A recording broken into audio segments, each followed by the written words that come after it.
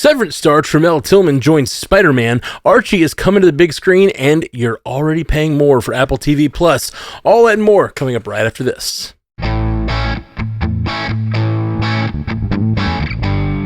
Welcome to Multiverse News, your source for information about all your favorite fictional universes. My name's Matthew Carroll, and with me on our panel today, we have Haley Hobbs. What's going on, Haley? 3 amazing things have happened to me. I have new air conditioning in my house. Ooh, I'm on vacation as of right now. Ooh. And I don't know if you've heard, but Travis Kelce and Taylor Swift got engaged. The amazing thing for you. I love that. Just I love for that me. for you. Like, this was completely about me, obviously. Every Swiftie feels that way. Yeah, that's so funny. All right. Well, J. Sky St. Clair, what's going on? Yeah, at first glance, it might kind of seem like we're in the doldrums of August when it comes to movie news, but we found some worthwhile stories here, and I, for one, am in need of a distraction, so looking forward to getting into it. Oh, man. Well, let's distract. Everyone do a dance. Woohoo! All right. That was just That was for you, honestly J. Scotty. really worth it. Thank you. I'm not gonna lie. You got to tune into the video content. To here. We should start you every gotta. podcast that way. Yeah. I feel energy from it. Yeah. And Jay Sisson, I would say best dancer of the 4. That was pretty good. What you doing? You know, I mean, I can tap in when I need it. It's always, it's always there. It's like it gets used at weddings. That's about it. So, The way you say that, it sounds like you had another life as a dancer. It just didn't work out. But I can still tap into it when I need to. Funny backstory, Jay Sisson. Back to the engagement thing. I mean, it really was time. I was just talking to my wife about this the other day. I was like, it's time to like do it or get off the pot. You know what I'm saying? It's like these people are like mid-30s. Like, come on now. Well, how long have they been dating? Haley, I'm sure you know. I mean, it's been like, what, 2.5 or 3 years? As long as we've been doing the podcast. What's it been? Some of us- 2 years, 14 days, and 45 Ask- minutes. so, Jay, go ask your wife. She won trivia, right? Yes, yeah. certified Swiftie in this house. Yeah. Nice. Well, yeah, it seems about right. Good for those 2 lovebirds. Well, we got a 5-star review, like we like to bring you guys every week. Edward Dragansky says, "Why go anywhere else? I started listening to Multiverse News about a year ago to get away from all the silly and blustery podcasts. Matthew and company keep me transfixed with intelligent conversation, humor, and up-to-date news. I'm happy to listen to instead of search for online. My ears and my geeky heart, thank you." Thank you, We Edward. get pretty silly over here. Yeah, but not Yeah. what do you say? Blustery? Blustery. Not We're not blustery. Silly Yeah. and blustery, yeah. Thanks for leaving the review, despite our tendency to do just that. It's like both of these things happen. Yeah, I feel like we're a pretty low bluster podcast. What do y'all think bluster means? Because I have an idea of it, but it's one of those words that I know in context, right? Is blustery not unlike boisterous? I think blustery is more like, not gregarious, but like overdoing it for show. Okay. Interesting. Kinda I think of bluster as like you're sure you're right.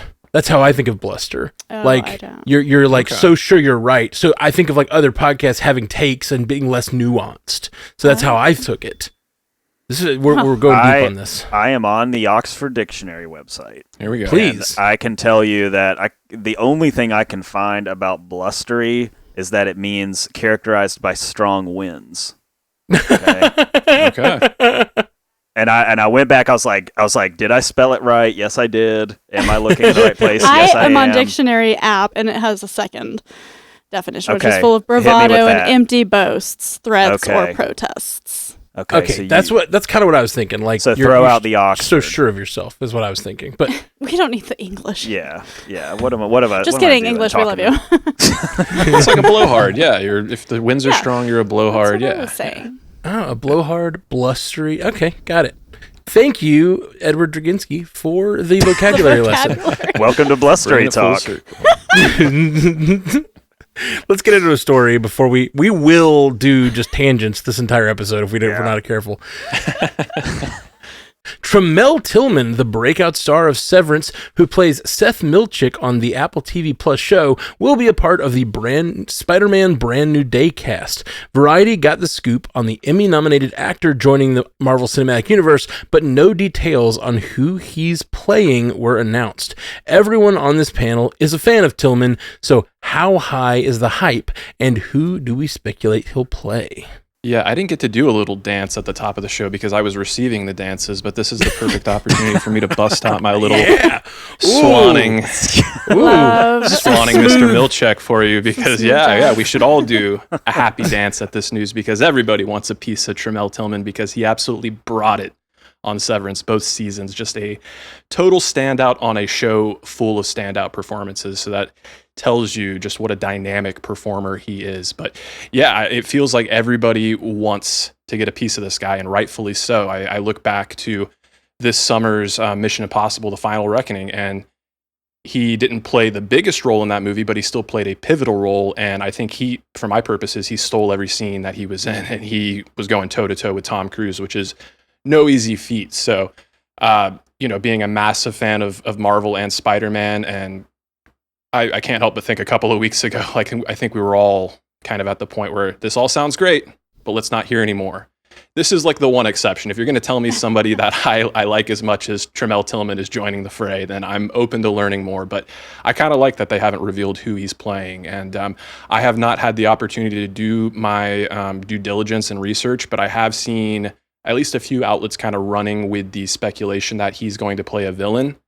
I don't know. We'll see. There are plenty of villains that he would slot in nicely, and he's very villainous on Severance, so he's got the chops to do it there already. But I was just kind of thinking, what's the character's name? Robbie from the Daily Bugle that has the connection to Tombstone. So he may be playing Tombstone, but there's that character from the Daily Bugle that I'm pretty sure his name's Robbie, but I'm Robbie Robertson, which is there we go. the funniest the comic books with the alliteration. Very Stan Lee name right there. I'm guessing Stan Lee was part of that one. Yeah, so I was thinking somebody like that, but even somebody like Norman Osborn, we talked about earlier this year with Your Friendly Neighborhood Spider-Man doing a different take on the character of Norman Osborn and having Coleman Domingo do an absolute stand-up job voicing him. I would still love to see Coleman, slot in and fulfill the role in this universe if he can. If not, Trammell Tillman is an absolutely great get. And if that's the case, I'm kind of on the fence because he is such a unique and special performer that I kind of don't want him to be limited to just Marvel. I want him to spread his wings and go on to all the places. But if he's playing somebody like Norman Osborn, they got to keep him around for a while. And that does bring to mind, I can't help but bring it up since we're talking about Marvel here. I saw, poor Kumail Nanjiani go on the record. He was talking about how he thought, when he signed up to do Marvel, it was supposed to be the next 10 years of his life.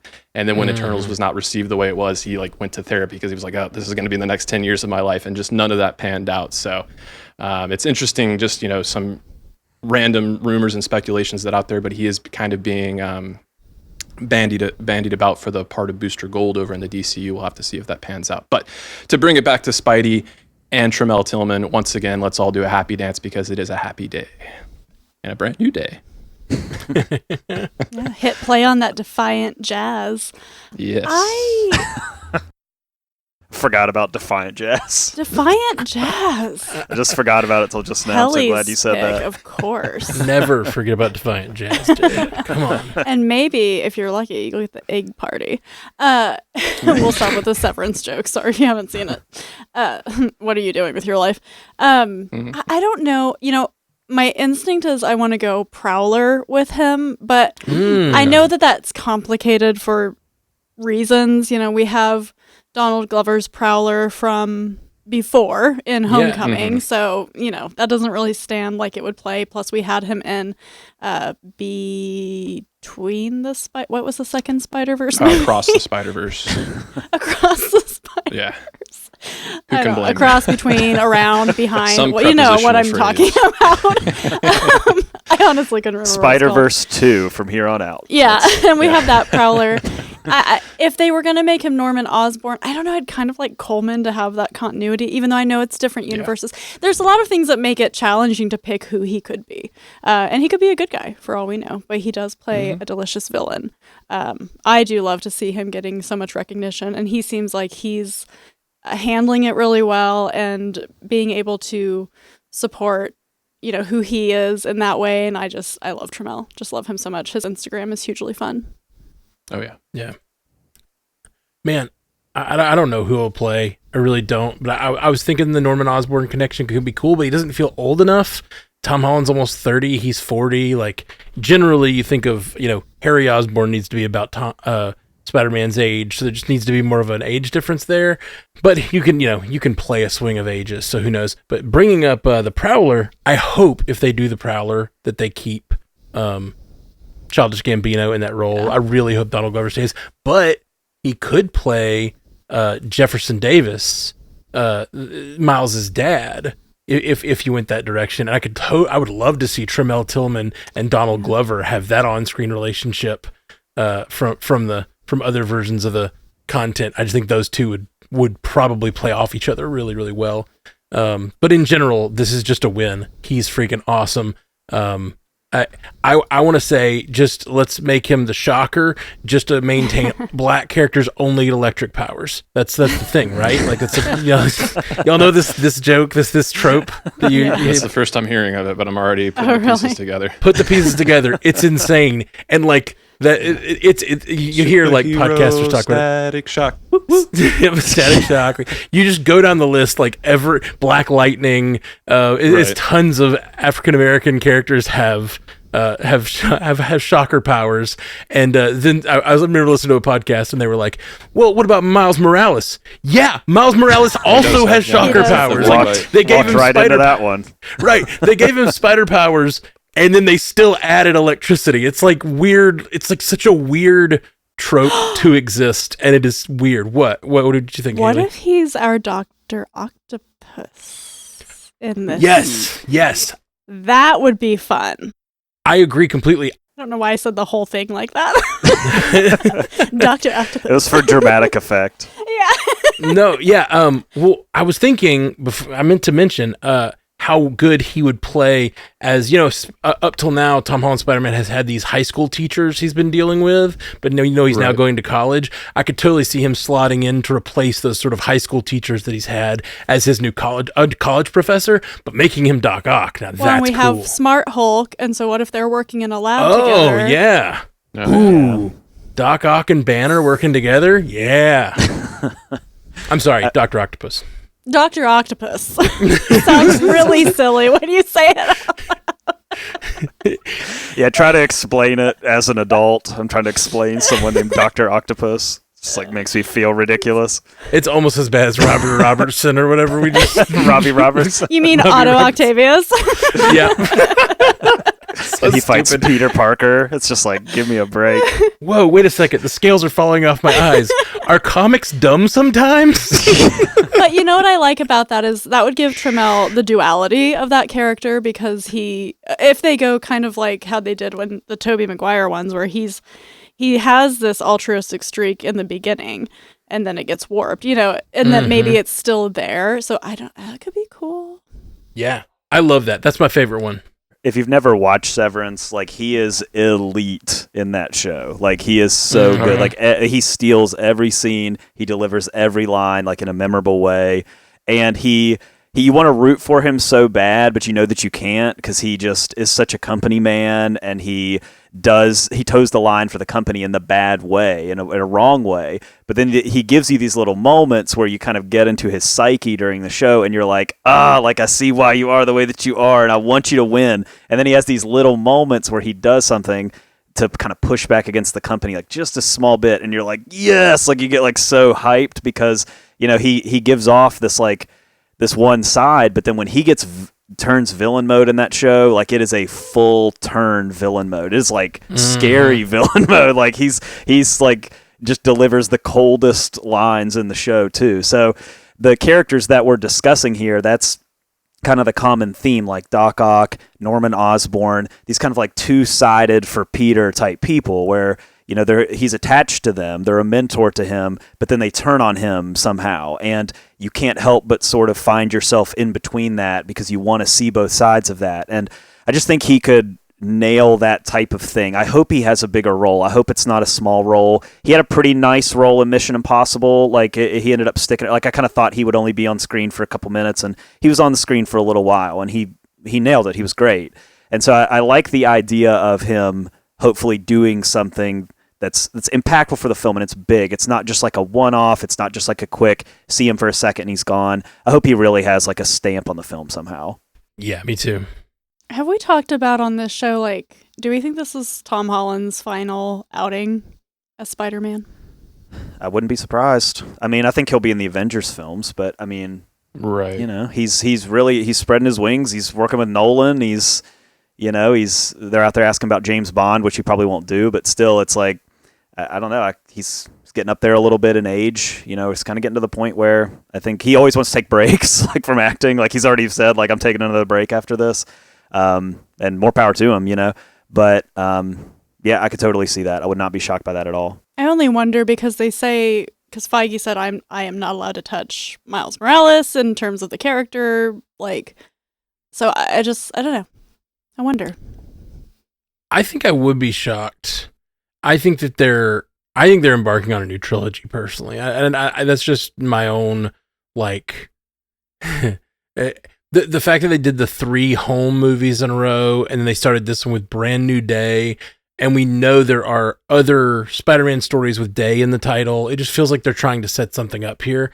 And who knows if he wants to do that, but we know that Secret Wars, that's when Spider-Man often got his Venom symbiote in comics. Like, I could just totally see this being the beginning of sort of the adult Spider-Man story. And I'm hoping that they'll do what they did with Robert Downey Jr. and keep him around by giving him interesting ways to take the character. This will be the first like grounded Spider-Man story, very different. And then hopefully the next story could be the Venom symbiote, maybe after Secret Wars. And then you get a chance to really, I think they literally kept Robert Downey Jr. around by being like, every movie you're kind of a different Tony Stark. You are growing and changing, and you get to play different shades of this character, and with money, of course. They also gave him the bag. Yeah. Yeah.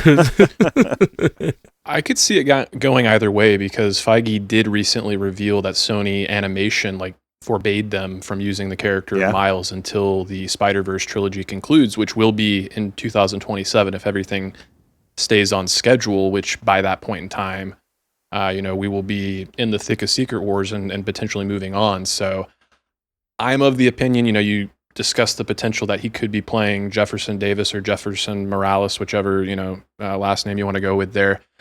I would be surprised if Miles isn't very, very heavily teased throughout this movie. Yeah. He already has been with what we mentioned with Donald Glover there, but then Liza Colon Zayas, I'm sorry, I can't pull her name right off the top of my head, but the actress from The Bear that was one of the first people to join this movie, we talked about how much she could be Rio Morales. So I still am kind of thinking that that's the most likely path forward, and I could see a scenario where this is Tom Holland's last solo Spider-Man, and the rest of it is fulfilling his obligations to the Avengers and setting up Miles. I hope not.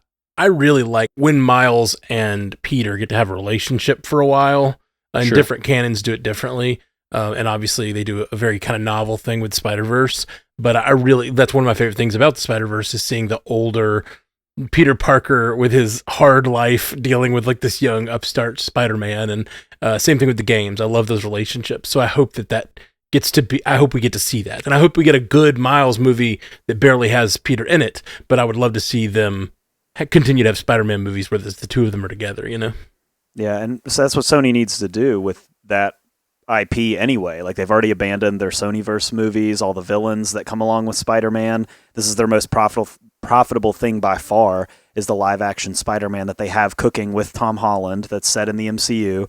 They know what they have. They have the Spider-Verse thing, but that's coming to an end. And Miles is a huge character. It's not even just the Spider-Verse stuff. You mentioned the game. I think he's almost like the main character in the second game more than Peter is, with how that plays out. So he's a core factor in that. All the kids know who he is, like just the same as Spider-Man, because all like the kids animated stuff, which I'm more familiar with because I have children that watch the kids animated Spider-Man stuff. It's all three of them. It's not just Spider-Man. He's not the central character. You've got Miles in there. You've got you got Ghost Spider in there. You've got all them. Spider-Gwen. Yeah, and they are the core team, and that's what that whole thing is built around. And so if I'm Sony, I'm like sitting down with my writers and I'm like, how do we get those three characters together in live action, even if it's just for one film or a couple scenes or whatever, before we like hand the ball off to a Miles or something. Like, how do we get those three on screen? I would just be, it would make no sense to not bring those three characters into fruition somehow and have them meet up with how much work has been done with those three characters outside of traditional MCU, in animated stuff, in the video games, like all of that stuff. It's a trio of spider people that people are really interested in, I think, at this point. Yeah, and how good is that? We're always talking about one of the things when it comes to representation. One of the things we often see is they just take out a character and they replace them with a minority character. And I'm really impressed because they've somehow pulled it off with Spider-Man by creating a new character, which is what I'm always saying. Like, yes, I think there's definitely places for race swapping characters because in the old days, everyone in the comics was white. So rarely did you have a black character that just to make things more equitable these days, you need to have those race swapping. But like the thing to do to prevent all that pushback is just create characters that are beloved. And so for the last 15, 20 years now, they've really laid the groundwork and the railway that there's no one questioning that like Miles would be an awesome character to bring in. There's sure, there'll be weird guys being like, what, a black Spider-Man? But those aren't Marvel fans. You know what I mean? Right. If they had just cast Donald Glover 20 years ago, it would have been a different story. But they've actually done the groundwork of creating like a character that is his own and has his own story and that we're all excited to see and can coexist with Peter Parker. Like, I'm really impressed with the fact that they've taken the 15 or 20 years to do that. All right, let's get on to the next story. Move over, Marvel and DC. Archie is here to take us by storm. In an interesting move from filmmakers Phil Lord and Christopher Miller, Universal is fronting an Archie adaptation for the big screen. Comics legend Tom King is writing the screenplay, and former 20th Century Studios president and president of production Emma Watts is producing. King made the leap from page to screen recently in the DCU, penning Supergirl Woman of Tomorrow and the Lantern series, but is well known for his comics in Marvel, DC, and beyond. The CW show Riverdale adapted the Archie comics in its own unique way, and plot details for this film are unknown. Universal also produced a version of the Archie characters in Josie and the Pussycats in 2001. What a weird and wild world. Is there hope for Archie, Veronica, and Betty in a new time? If you had asked 12-year-old Haley in 2001 if Josie and the Pussycats was based on Archie comics, she would have been like, I don't know what you're talking about. Because I had no idea that was an Archie adaptation. And I think it's really funny to learn 24 years later as you're writing an outline for a show. It just made me laugh to be really clear, hard. Josie and the Pussycats had its own comic book, and Archie had its own comic book. I don't know which came first, but they definitely crossed over. They were in the same comic book universe. Was Josie and the Pussycats a comic before it was the Hanna-Barbera cartoon? Because that is my point of reference. I believe so. I believe it's like the old school Archie comic books, and then the Pussycats had their own comic book. And so when they say they adapted a version of the Archie characters, I think they just had the Archie characters like walk through the Bison. background or something. I don't think they're not a major part of that movie. I know the Josie and the Pussycats movie. That movie is great. It is way better than it should be. Sorry, I'll save it for my take. But that's one of those early aughts movies that just like, you know, it lives in your heart, right? We could do a whole 100%. podcast about that. Maybe that's an upcoming tangent talk. I was like 20 years old when it came out, and me and all of my 20-year-old friends were like in Blockbuster looking for a DVD, and we were there for like an hour, and then finally we fell on Josie and the Pussycats, and me and two other 20-year-old dudes were like, I mean, I'm embarrassed, but sure, yeah, let's watch Josie and the Pussycats. And then we went home and laughed all night because it was so good. So it was a weird college experience. So I think weird is the key word here. Like, this is a very interesting thing for them to say, we're going to make a movie. We're going to adapt some of the Archie comics or the characters into a movie.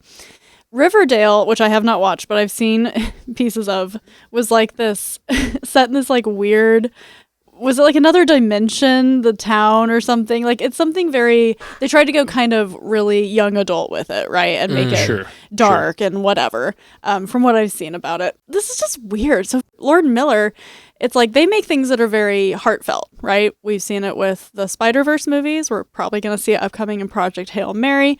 That's kind of their bread and butter. And they're doing Spider Noir, if I'm remembering things correctly tonight. So they like to do things with heart. When I think, does this translate? And then when you think about Tom King, he has written kind of some dark stuff. He's done everything, but I always pull out his Marvel Vision 12-issue run, which is the Vision family, and it's dark. I mean, it's a pretty dark comic. So, and knowing that he's writing for Lanterns and that he wrote Supergirl, which we know is going to be a darker adaptation of that character as well from the comics. So, you know, you're like, is this going to be Riverdale-esque, or are they going to take it just more grown up instead of it being a kid's thing? I don't know. I thought it was very fascinating, and now I'm kind of like, I have to go see this movie when it comes out, just out of sheer curiosity. Lord and Miller have such a fascinating IMDb page. Like, you go back and like what's coming up too, like from like the Lego movie series to the Spider-Verse. They're doing Project Hail Mary, like the book adaptation. Now we've got this. Like, it's such a fascinating run that they're on when it comes to just kind of looking at their body of work. It's just never like ceases to amaze me, like reviewing what those guys are doing, because it's all so different. But they have such a particular style, but it's carried over all these different properties. It's really interesting. Yeah, totally. I gotta say, I know I may have sounded excited when I first started talking about this and interrupting Haley, but I loved the Josie and the Pussycats movie they made, and so I'm already primed from that movie to like this. And I think the main thing that's attracted me is Lord and Miller. They've done such interesting takes with this exact kind of material, of taking something kind of old and figuring out a cool way into that material. And I'm really, really into that. I think it's going to be great. I really do. Like, I'm all on board for it for whatever reason. And I don't think I would have been if it weren't for Lord and Miller, but and the mention of the Josie and the Pussycats movie. But those things have me really excited for this. And yeah. So it should be great. It really should be great. I don't see why this couldn't be another, Barbie-esque kind of success. Particularly, one thing about that CW series, although it is maybe not then been that well beloved, it kept it in the zeitgeist for another decade. People that were young adults had that young adult experience of watching that. And so now, a few years after that one's off the air, this movie comes out, and there's just a whole different generation that's been exposed to this that wouldn't have been otherwise.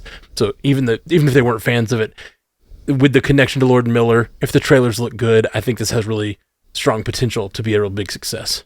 Yeah, similarly, I don't have a ton of connection to the world of Archie. Now, I did watch the first season of the CW show back when it was like first coming out. Like, I watched it week to week. That's when I was like in the thick of like the DC universe on the CW, so I was kind of predisposed to check it out anyway. And it was decent. It was a little melodramatic.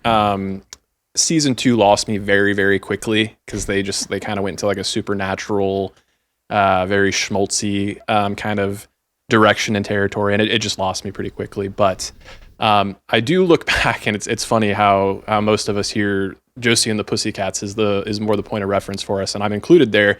I mentioned the Hanna-Barbera cartoon, but then that ignited something in me, and I was like, I definitely remember a crossover in that cartoon where they were with like a knockoff version of Scooby-Doo that was a shark, and I looked it up, and there was a knockoff version of Scooby-Doo called Jabberjaw.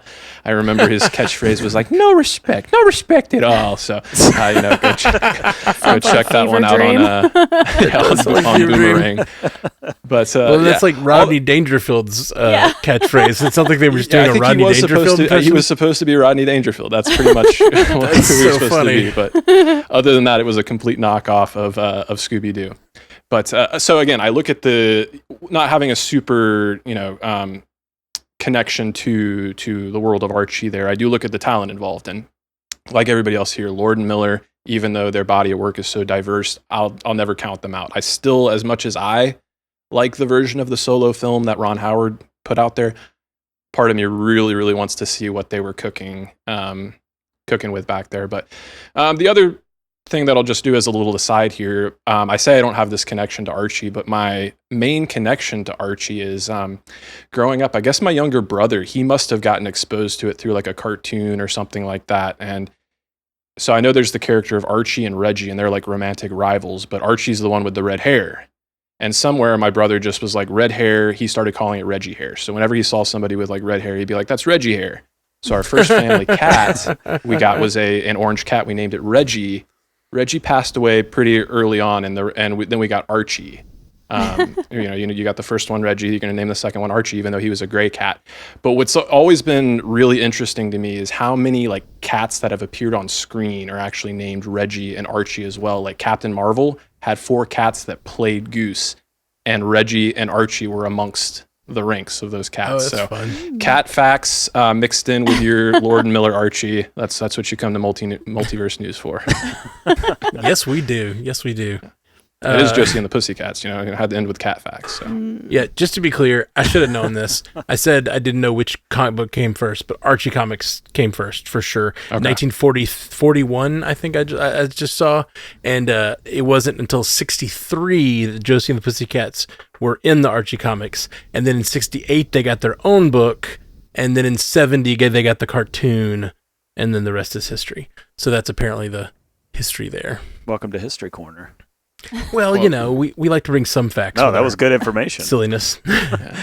The other wrinkle I'm just kind of considering here is looking at the fact that, we're talking about Tom King, who has his hand in DC. I would say Lord and Miller, not every single, it's not a one-to-one in every single case, but I would say that their tendencies and penchant for humor is not unlike James Gunn.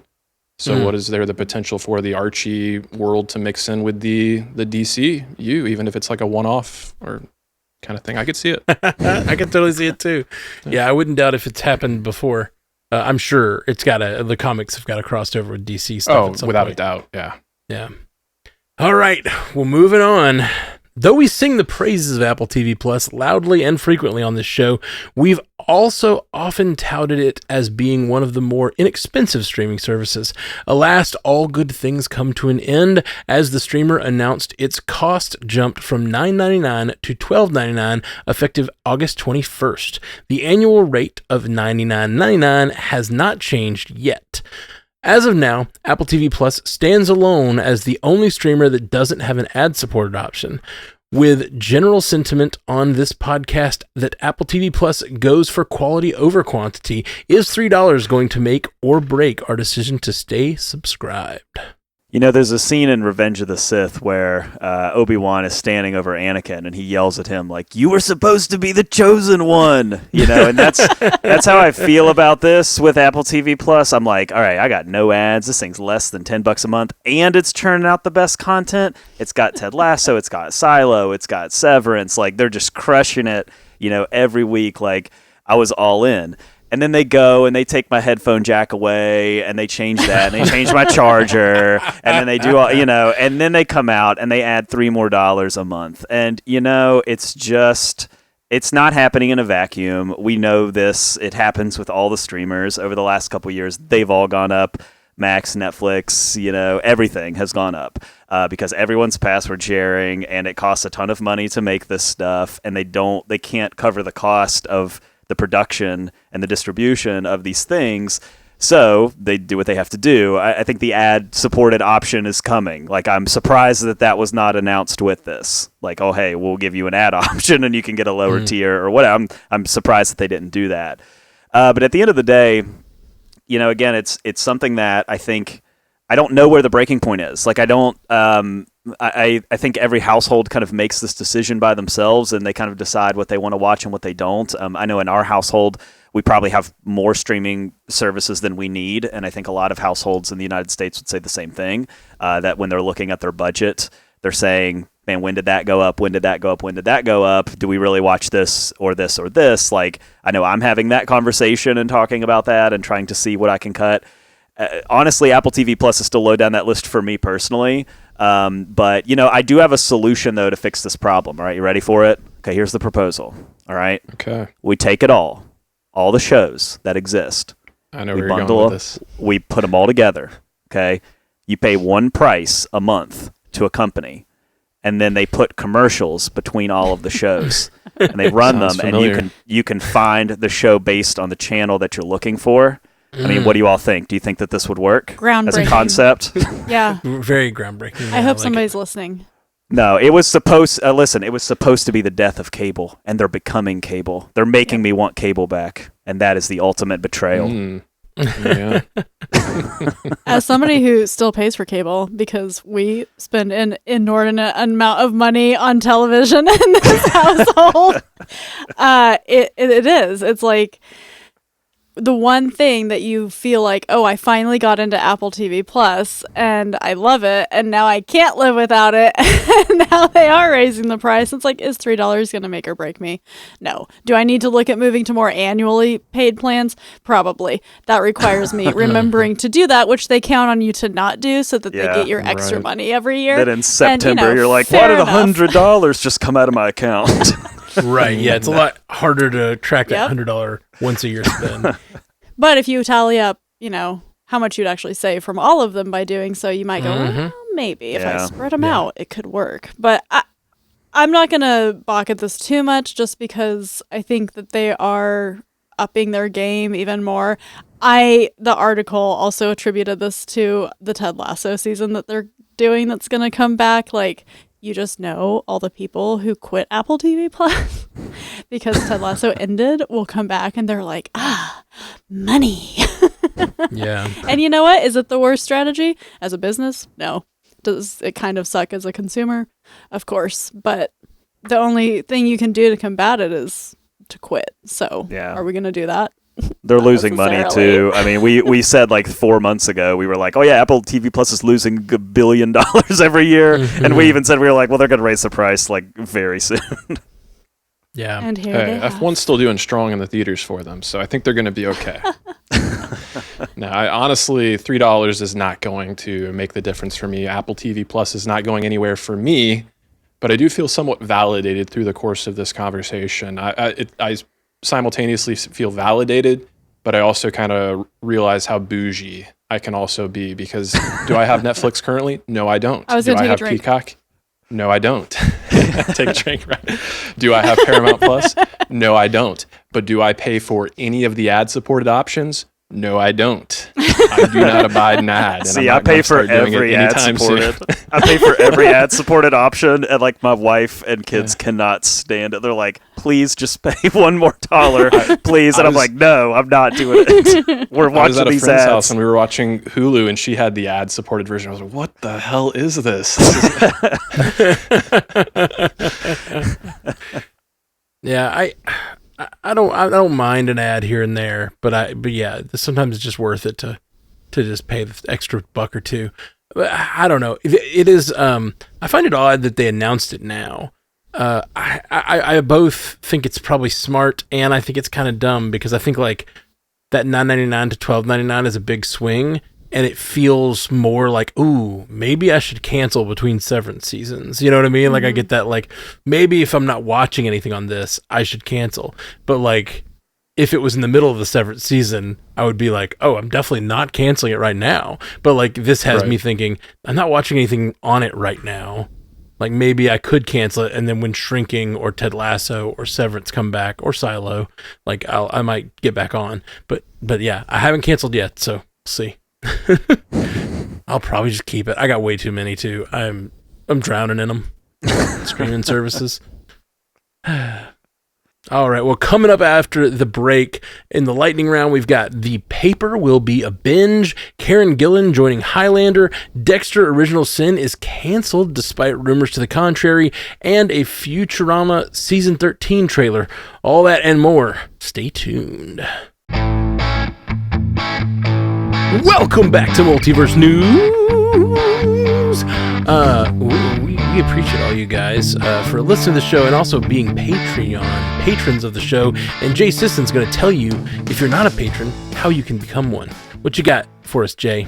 Yeah, if you want to be a Patreon patron, you can head over to Multiverse Newscast on Patreon. It's just patreon.com/Multiverse Newscast. And for just the low cost of $4 a month, which we will not raise by $3, by the way. We are $4. We are not coming at you with a price change like Apple, all right? For $4 a month, you can, well, number one, you can support the show, which is wonderful, and it helps the show grow.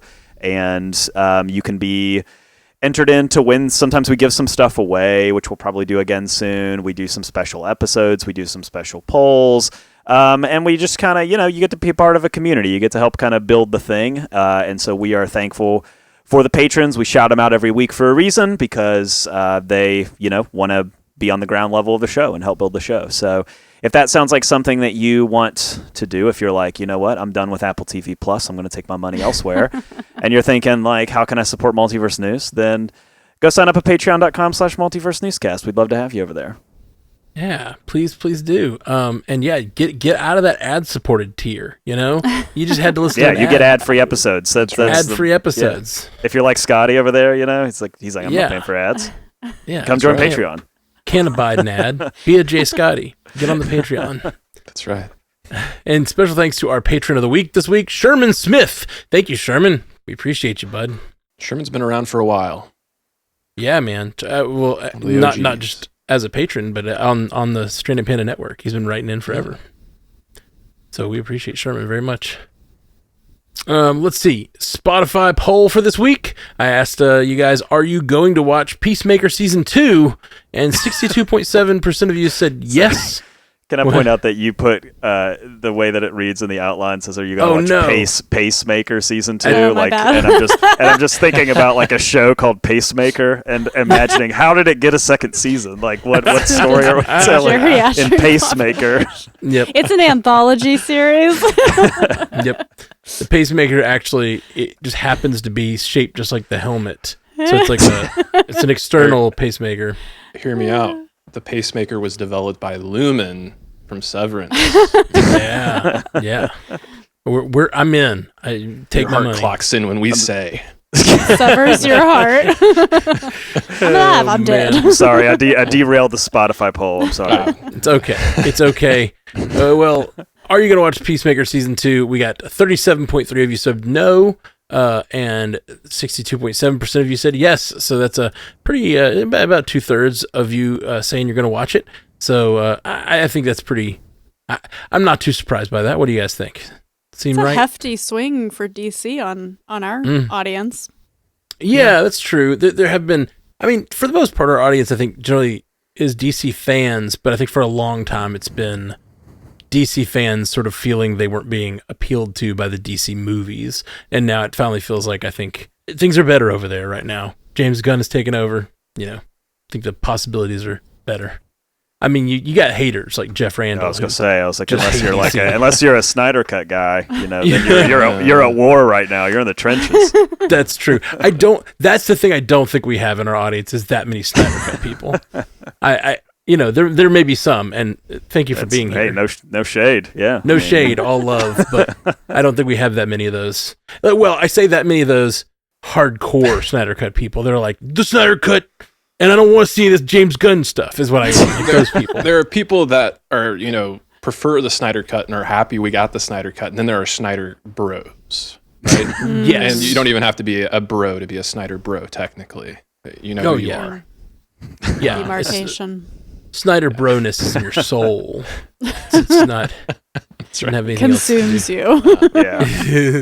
I have a follow-up question to this poll, though, and I think it's the real question. If you did watch the premiere of Peacemaker Season 2, are you going to stick with it after the first episode? Yeah, I'd like to know that for Yeah. sure. Intrigue. I haven't watched it yet. The stats feel would like- probably be a little similar.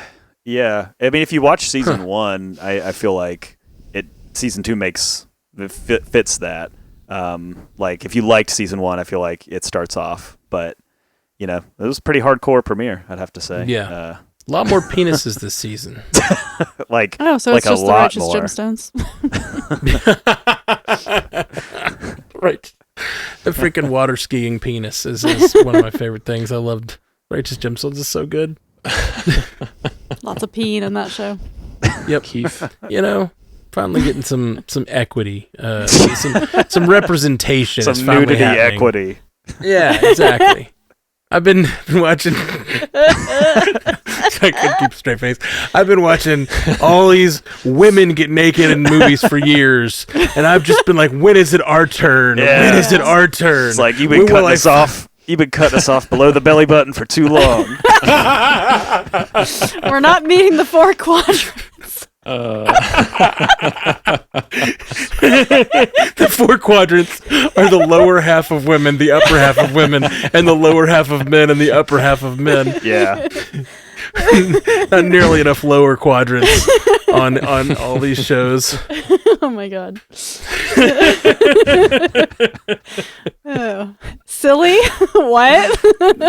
Oh, Yeah. I'm sorry to whoever wrote that review. I'm sorry, That's Edward. all. He's like, I love this show because it's not silly and it's serious. Now we're talking about the 4 quadrants of nudity, like life could be fast. To be clear, it's not because I want to see the penises. I just think the penises are important for representation. I just want to be clear. Oh my gosh. I don't want to see them. I have to see them. It's important to And the you plot. have to see them too. It's important that everyone see the penises. Oh my god. Just find Wowza. Oh, okay. Keep all all right, that in. Let's go. I put no markers down during that conversation. None at all. No notes. All right, lightning round time. This is where I'm going to read a story, and one of us will shout out our name to claim the story, and whoever does that will get to give their take on the story, and once per lightning round, we get a rebuttal. So here we go. Daphne Keane and Sarah Chandri have joined the cast of the 3rd season of Percy Jackson and the Olympians. Keane will play Artemis, the Greek goddess of the moon and the hunt. Sarah Chandri will play Zoe Nightshade, an immortal hunter, and Artemis Lieutenant. Haley, I think I'm the only one that watched this. I've also forgotten most of what I've read about these books. So, Daphne Keane is a great pull for Artemis. That's what I have to say about that. Sweet. I think I'm excited to see Daphne Keane in more things. I love her in. I loved her obviously in Logan, but then her coming back in. She's still like I don't know. As she was an amazing child actor, and I really liked her in Deadpool and Wolverine too. So And don't didn't have as forget much to do. 3-hole punch Jackie and the Acolyte. Oh, right. Oh. Yeah. Oh yeah. Okay. She I had don't all remember, the it was like prosthetic yeah. makeup and stuff like that. She was the Yeah. main character, yeah. or not the main character, but yeah, you know. I completely forgot about that, and I really remember being like, "That she's doing great." There were only 3 quadrants. All right. Guardians of the Galaxy, Jumanji, and Doctor Who star Karen Gillan has joined the cast of the Amazon MGM's Highlander reboot and will play Heather, the love interest of Henry Cavill's character. Haley? Get in We there, got Haley. a Scott in the Scottish movie, at least, finally. I'm hoping One. because of just one. There was a Scott in the old one. He was just playing a Spaniard. Exactly, I'm yeah. hoping that they give more because of who Karen Gillan is. I mean, not just all of her, MCU fame and stuff, but she's really well known for Doctor Who and all these other things. And I'm hoping Heather's role is more important, perhaps. Yeah. Although, I mean, it's important, I guess. I just want to see her on the screen a lot because I like her. Me too. The first trailer for season 13 of Futurama has been released. All 10 episodes of this new season premiere on Hulu on September 15th. Good news, everyone. And it is good news. But full transparency, I did not get a chance to see this trailer. I referenced, some of the needed distraction at the top of the episode. Just had a very busy and stressful week, so I didn't get around to it. But Jay and I were talking a little off air. I don't feel like I missed out on too much. It sounds like it was kind of a typical trailer that just kind of flew by some scenes and some characters and whatnot. But I wanted to talk about Futurama as a whole and Futurama on Hulu and just how Hulu has really emerged as kind of like this destination for reviving, mature animated series here. This is the third new season that Futurama will have on Hulu. The first 2 new seasons that we got, they did not miss a beat. That's a show. It's had a long lived history with being canceled and renewed. It was originally on Fox, got canceled, came back on Comedy Central for a few more seasons, and then went away and finally came back. But this is coming out September 15th, which is just around the corner. But we're just coming off the heels of another great animated revival with King of the Hill.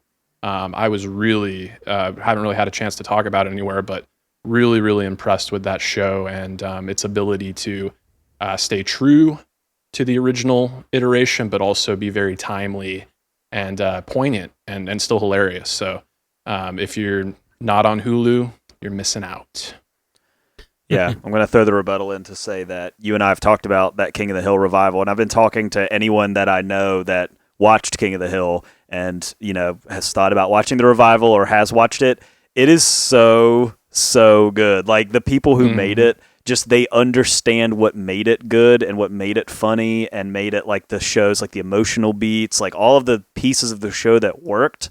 And then they just did it again, but they do it in the modern time. And it's so good. And I just can't recommend it enough. Like, even if you've never watched it, I think you could pick up and watch it and kind of get where it's going and what it's doing. But yeah, you're dead on. Like, Hulu has kind of just they've taken that animation. Like, we're going to take your show that was popular and has a fan base and ended, and we're going to bring the original creators back and try to put that thing out there again and bring it back, and it's worked beautifully twice at least. Yeah. Nicolas Cage is in talks to star in season 5 of HBO's True Detective. Matt, I'll take this one. This sounds cool. I'd like to see him do this. He's so well known for being so over the top, and I could definitely see him like just freaking out about a murder and it being great and just going all in on a character like this. I watched The Godfather this week for the first time, which I know it's one of those movies everyone's always giving me crap for not seeing. Finally, my fiance made me sit down and watch it. I was watching it, and Talia Shire is in it. She is Nick Cage's aunt, and which I didn't realize they're both Coppolas. Right? No, yeah, they are. They're both Coppolas. Yeah. She's married. She's married to a Shire, or had been married. Whatever. Anyway, and there's a scene where she like loses her husband in The Godfather, and I saw so much Nicolas Cage. She's like, no, like just freaking out and yelling, and I was like, oh, this runs in the family. This is definitely and like thinking about Rocky too, her role in Rocky and everything, how when she has freak out moments and stuff. I just thought it was really kind of fun to see that, because they both had different last names. I didn't realize they were both Coppolas. I knew that Nicolas Cage was. I didn't realize she was, and so it was kind of neat to see that through line. But so I would love to see him. I think he could bring an energy to the show that hasn't been seen, since season 1. Maybe not the same energy, a very different energy, but I wonder who they'd pair him with. Who would you guys pair him with? That's the question. Yeah, that's the question. It's like, sure. Who's the Woody Harrelson to the Matthew McConaughey for this season, Yeah, exactly. That's a good question. To think on it. Yeah. Pedro Pascal. Sorry, I'm just rage baiting people. How dare you? Yeah, right. Yes. I saw the joke and I went for it. I am going to chime in with a quick rebuttal just to say it does bring to mind, I think we talked about it maybe a year ago. I remember Nicolas Cage saying, hey, I've only got like 5 or 6 films left in me and I'm going to make the transition to TV. And he seems like he's being true to his word. You know, we've got Spider-Man Noir just around the corner, and maybe he got the itch to play detectives, and that's why he's you know, going to hop over here to True Detective, but couldn't get away with it or away from it without this popped into my head, so I just got to do it now. But I'm going to be the truest detective of them all. I think it should be a rule that Nicolas Cage should always say like the name of the show in the show in like a really dramatic fashion. I think that should always be the case. All right, NBC has reversed course on the release schedule of the upcoming The Office spinoff, The Paper, shifting to a binge release. Instead of the previous plan of rolling out over 4 weeks, the show will now debut all 10 episodes at once on September 4th. Matt, dumb. Why? It's just always dumb. I don't see why anyone does this. I know some people like to binge, but you can always binge at the end. Like, this just removes water cooler conversation, and it's The Office. It's the return of something people watch all the time, and I realize people love to binge The Office. But if you put The Paper on 2 episodes at a time or whatever, every week you autoplay The Office after that on whatever streaming services you're on, and then you just have them for 2 days. They're just going to watch The Office for 2 days every time they watch The Paper. And I just think it's dumb. It's dumb on every level, my opinion. I was surprised by this, yeah, because it feels like it does feel like they're shooting themselves in the foot a little bit, like with especially the opportunity to market it. I mean, it is. You know, Peacock has struggled to come up with shows that stick, that people, it doesn't have its Stranger Things or its Severance or, you know, whatever. It's kind of coasting off old NBC stuff like The Office and live stuff like NFL and stuff like that. So to have what is potentially could be an original show that might draw some people in, you're like, well, we're going to stick it all out at once. You know, I don't know. And maybe not the best decision in the long run.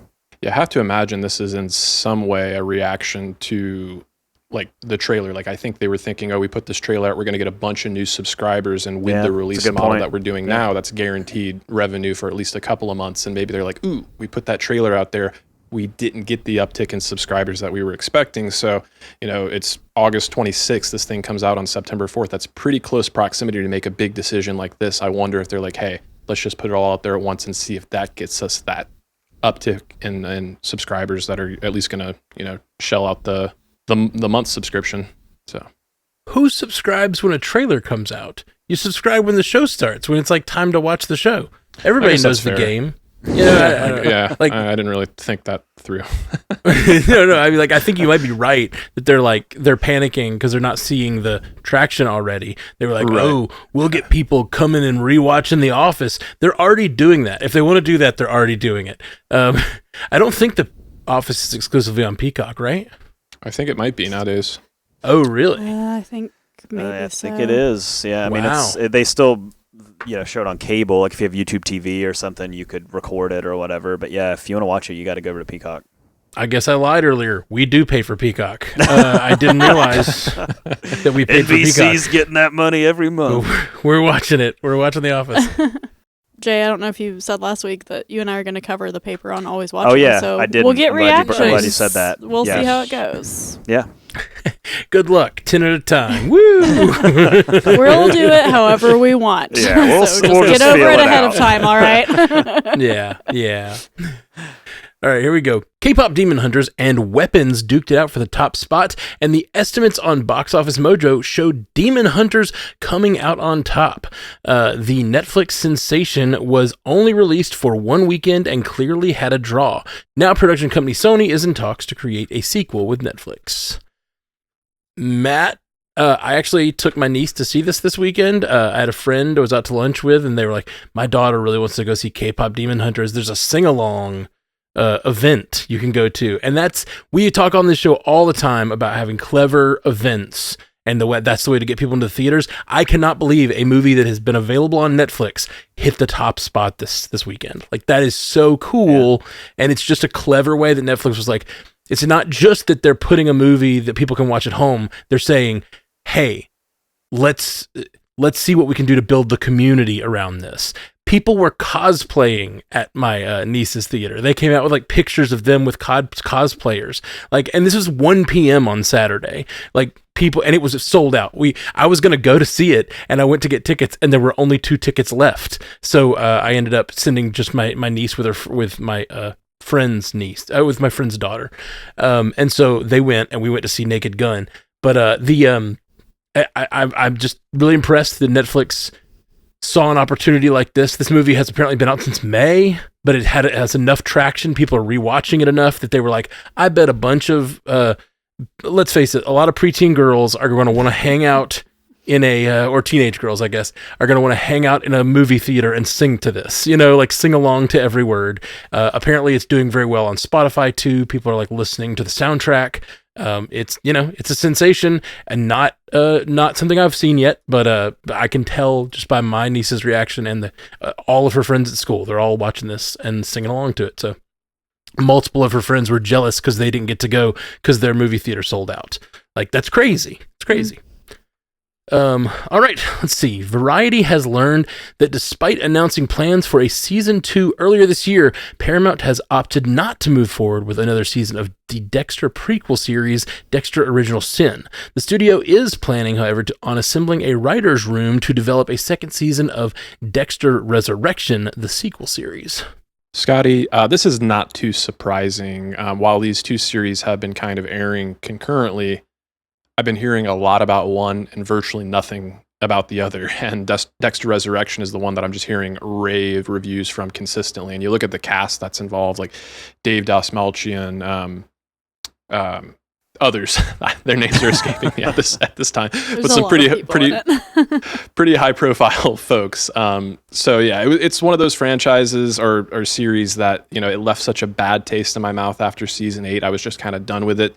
Then it came back with new blood a couple of years ago, and that was kind of, it was worthwhile, I would say, if you're a big Dexter fan, but again was disappointing by the end. So the fact that Michael C. Hall is still attached to this role and still making it work on some level makes me excited to check it out. Now it is on Paramount, so that I will have to wait for it to be out in its entirety so I can make sign up with another email address so I don't have to pay for Paramount Plus, but I will check it out. So, and then I'll have to do the same thing again when the new season comes out. So. Tiny Butt, I was thinking about this when I read this story, like the idea that like Michael C. Hall, I feel like he's a big star. And I feel like he should be able to make the leap from this show to do movies and bigger things, but I can't really remember much that he's done otherwise. Is there much that I'm just not thinking of? The main thing that comes to mind was this is like almost 12, 15 years ago, but that movie Gamer with Gerard Butler, where it was like they put prisoners, like they played virtual reality to like kill each other, but they actually got like points on the leaderboard. So it was basically modern day gladiators, right? Like people paid to watch these people kill each other. And Michael C. Hall was like the programmer behind it all. That's really the only like he's not big in screen much appearance I can think of. Yeah. Yeah. 6 Feet Under. Well, yeah. Okay. Yeah. That's before. So a lot of TV. It's interesting because I feel like this is, I think, maybe the most prominent version of typecasting I can think of in a while. And it's because like, Dexter is such a creepy character, but he's very as an actor, he's very charismatic. He's a good looking guy. Like you'd think he could play like big roles and other things since this, but maybe it's because the ending was lackluster or maybe whatever reason, but I think it's the creepy factor. I think Dexter's creepy and like it made it hard for him to kind of be anything else because it's just like him like walking around, even when he's like being charismatic, that like voiceover coming in behind him, like I feel like no matter what I'm watching, I'm thinking he's thinking about killing people. Like whatever character he's playing also has a monologue going, well, I'll get him tonight. Yeah, I think you're onto something because now I'm reminded of another big screen role I saw him in. It was a few years back, Game Night with Jason Bateman. Oh yeah. Where they're like, they have the adult board game night there.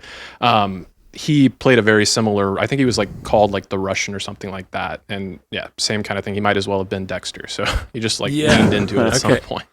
Yeah. He may also just not need to work that much. When you work TV, I mean, you make lucrative money. You might have the ability to be picky. He's had a couple of bouts with cancer too. So.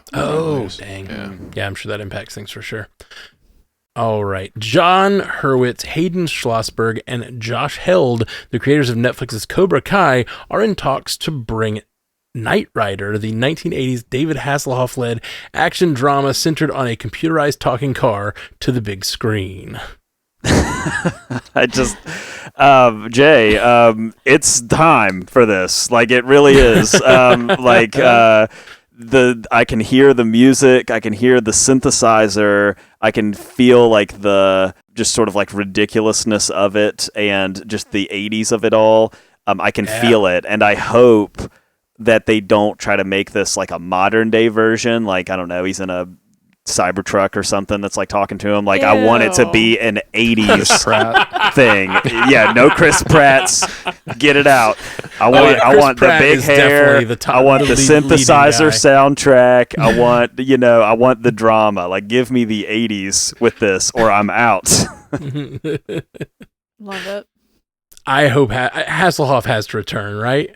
Like, even just for a cameo. Oh my god, yes, for sure. Of course. Yeah. Do you think it'll be a reboot, or like will it be continuing the continuity of the, like, will someone else, kind of like Transformers, like will they get the old car? Think about what Cobra Kai. I mean, exactly. Yeah. You know who could be the new lead? Patrick Schwarzenegger. Yeah, I could totally see it. All right. Well, that's the show, guys. Thank you so much for being here. Let's go around and tell people where they can find us online, what we got going on. Haley Hobbs, what you got going on? We're busy at Source Pages as usual. We're having to postpone this week due to some schedule snafus, but we'll be back. We read a Peacemaker comic one shot, so we're going to talk about that next week.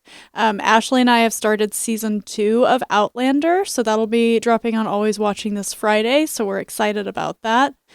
And I guess, actually, for now, that's all. And then Jay and I will be doing the paper pretty soon. Sweet. Yeah, Always Watching is crazy busy. I'm excited y'all are doing the paper. Check out Always Watching. It's like, right now, it's the busiest show on Stranded Panda for sure. Just always dropping stuff. J. Scotty St. Clair, what you got going on? Well, speaking of Always Watching, you can check out our coverage of Peacemaker Season 2, as well as Alien Earth. So yeah, it's a great place to be currently. I'm so happy to be watching both those and podcasting about them. And Jay Sisson, what you got going on, buddy? Yeah, don't underestimate the power of the subscribe button. If you've never subscribed to this show or Stranded Panda shows or any of the ones that we mention on here, please go do that. It helps the shows grow. If you've never done the reviews, do the reviews. So please, do that. Hit the follow buttons, like all that type of stuff for all these shows that we talk about. But we did have a new episode of Commute the Podcast this week, so that came out on Monday. So please go subscribe over there if you haven't. Sweet. All right. Well, you can find me on all those places too. The strandedpanda.com. You can find all the podcasts that we do here at Stranded Panda. But mostly this one, Always Watching. For the next few weeks, we'll be covering those things we've talked about, Alien Earth and Peacemaker, as well as all those other wonderful hosts doing wonderful shows over there. And Marvel Cinematic Universe podcast, we just did our Infinity Saga rewatch of Thor Ragnarok, and that was a lot of fun. I tried not to be a buzzkill because I have thoughts on that movie, but I like it. It's so hard not to be a buzzkill, and I really tried, and I think I failed, so I apologize for that episode. Go listen to it. Tell me if I should be apologizing. And we'll be back soon right here on Multiverse News. Peace. You stay classy, Multiverse. Hey, thanks for listening to Multiverse News, or watching it, or whatever you're doing, eyeballs or ear holes, whichever thing. We do this show every week, and we appreciate you listening. Strandedpanda.com is where you can find all of our podcasts, and thank you for listening. Check us out wherever you get podcasts. Hit that subscribe button, hit that like button, hit the little bell icon, whatever you have on whatever service you're doing. Rate us, like us. We're really thirsty. That's what I'm saying.